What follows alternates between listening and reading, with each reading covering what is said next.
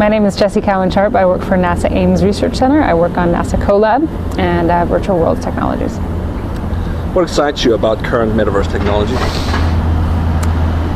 For me, the most exciting thing is the potential for information manipulation and for really innovating around the edges of how we make things intuitive to people, and then how we give them opportunities to actually analyze and manipulate them in ways that haven't been done before. I think NASA is the perfect place for that because we've got so much information. We're probably the world's largest producer of public information, and there's so much there that NASA has never had the ability to analyze before. They have so much information, terabytes of information that come down, and nobody ever looks at it because there's just too much. And so if we had ways to actually kind of process that more efficiently and more creatively, there's a lot that could come from that.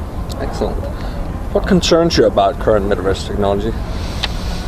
I'm sure a lot of people have said this already, but lack of interoperability, lack of standards, lack of people working together. I also think there's a little bit of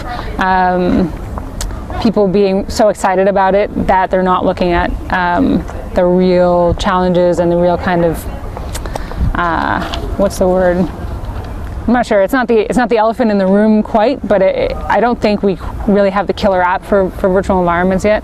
And I think people are kind of doing a lot of extrapolating from what we have experienced, which makes sense and is natural. And it's hard to extrapolate in areas that we have no experience in. But I think that just having meetings in virtual environments or just doing what we already do in the real world a little bit better, that's not going to create the metaverse, and I don't think we really know what is yet. Very cool. What will be the most surprising impact of metaverse technology on society within the next decade?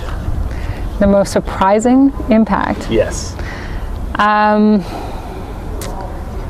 I think that we're going to find, once we do find the killer app for virtual environments, that there are things that we can do in those environments which are provably unable to be done in other environments. And that's kind of, from a scientific perspective, I'm saying that. You see people right now doing things like video-based scientific journals, and I think that's a really interesting development. And when you look at graphics and graphical representations of information, I think that there's a whole realm out there of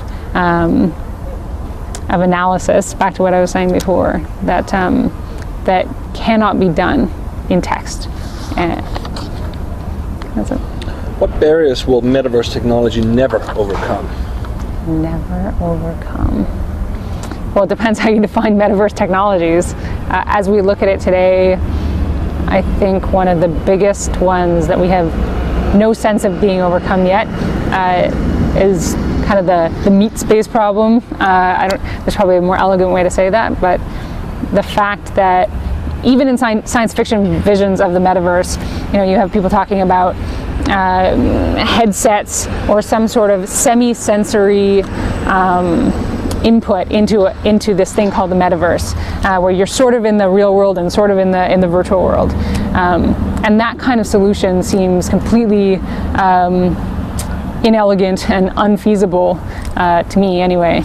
And I don't see any way that what we currently define as metaverse technologies are going to get around that. We might see other technologies start to play a role in it, but in and of itself, I think that's a big limitation and barrier for what we consider the metaverse right now.